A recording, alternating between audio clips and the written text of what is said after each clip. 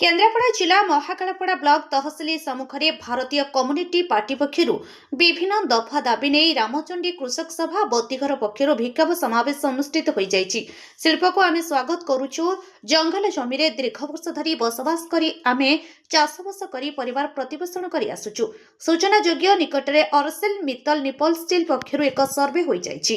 आजिर कार्यक्रम होता रामचंडी कृषक सभा भारतीय कम्युनिस्ट पार्टी पक्षर तहसीलदार ऑफिस समय विक्षोभ समावेश है।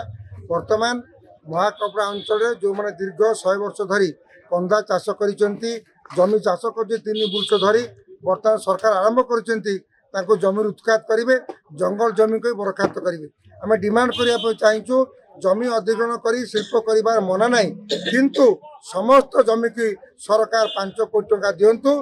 जो जमीर पट्टा अच्छी जार के फर्म पट्टा अच्छी, जो जमी केसर अच्छी, जो जमी दखल अच्छी, ये समस्त जमीन दवाई आम दाबी करूँ। आम दाबी करूँ महाकालपड़ा ब्लॉक रे तुरंत गोटे बृहत शीतल भंडार प्रतिष्ठा करा जाऊ। आम दाबी करूँ जम्बू केनाल को पुनरुद्धार कर दऊ जनचाष नहीं। आम दाबी करूँ महाकालपड़ा ब्लॉक को भांगिकी आउ एक ब्लॉक बौद्ध प्रतिष्ठा करा जाऊ।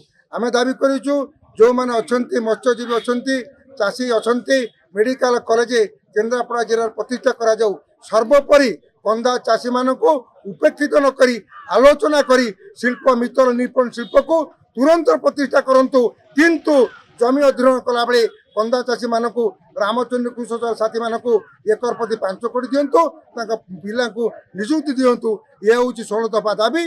ये दाबी नहीं आज लड़ाई आरंभ होती। जदि प्रशासन एथपाई न शुणती जिला को अचल करूँ, सर्वोपरि राज्य राजधानी रे भुवनेश्वर को अचल करूँ। हक पाई एक हबू उचित प्राप्य जिलावासी कंदा चाषी मैंने एकजुट हबू। ये चाषीर दाबी। शिल्प इडेको जमी अधिग्रहण करने पूर्व जमी हराउथिबा चाषी मानकु सर्वोपरि सबु वर्गर चाष जमी को उचित मूल्य दिया सह जमी हरा चाषी परिवार वर्गों चाकरी देवा पई दाबी उठिछि। आमर ब्रिटिश पीरियड 1866 मसीह आमर जो केनाल होता जम्बू केनाल से नाविगेशन इरिगेशन होता, किंतु वर्तमान से जलपूर्ण हो गला।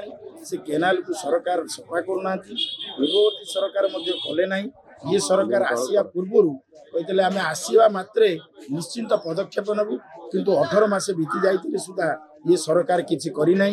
तेणु आम आशा करूँ जदि ये सरकार न करती आगामी दिन में आज जो चाषी मैंने जो आंदोलन करते ये आंदोलन आहरी तीव्रतर हम एवं आमर चाषी जो जमी अधिग्रहण करेंगे और जमी जो पट्टा जो के फर्म पट्टा कहूँ आमर जे मित्तल स्टील प्लांट करूँ प्लांट को आम विरोध करूना, किंतु चाषी की उपयुक्त क्षतिपूरण दवा सहित समस्त चाषी परिवार को जन जन को चाकरी दिया जाऊ।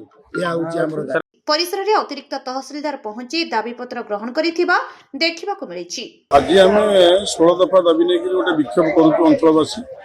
आपण मैंने जानते आम विशेष कर चाषी परिवार भितर अच्छु आ बेकार युवक युवती मैंने अच्छा श्रमिक कृषक व्यवसायी बुद्धिजीवी समस्त समन्वय आज विक्षोभ होता। आम लक्ष्य रखी कौन ना आमर ये उपकूलवर्ती अंचल गंजाम टू बालेश्वर 480 किलोमीटर या भीतर जो 7टा जिला आमर रहा उपकूलवर्ती अंचल भीतर जो आमर जंगल अच्छी नदी अच्छी नाल अच्छी ये सब व्यवस्था रही एवं आ भीतर आम आज नुह वंशानुक्रमिक भाव 100 वर्ष धरी आम जमी चाष कर किसी दिन है आमर स्थानीय प्रशासन ये चाषी मान उच्छेद कर जो मैंने परिवार प्रतिपोषण जो चाष उपर निर्भर कर बंचुले से उच्छेद करने द्वारा से जीवन जीविकार बहुत बाधा सृष्टि होती परिवार प्रतिपोषण में बहुत बाधा सृष्टि होती।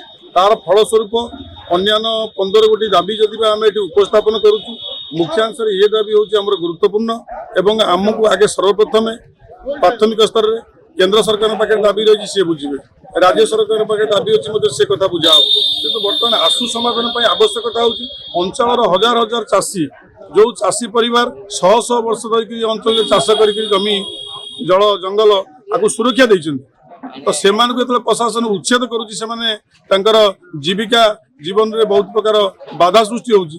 तेणु आज से प्रतिवाद आम ये विक्षोभ करूँ 16 दफा दाबी आमर आज तहसिलदार अनुपस्थित थे एडिशनल तहसिलदार माध्यम आम राज्य सरकार को दाबी देलु एवं ये दाबी माध्यम आम जनइलु जे आगामी दिन में केमी यार समस्या समाधान हम अंचलवासी सुख शांति बंचे और समस्त बंचार अधिकार रही से प्रशासन दृष्टि दे आर समाधान करे अंचलवासी खुशी। Bureau report nexus Odisha news.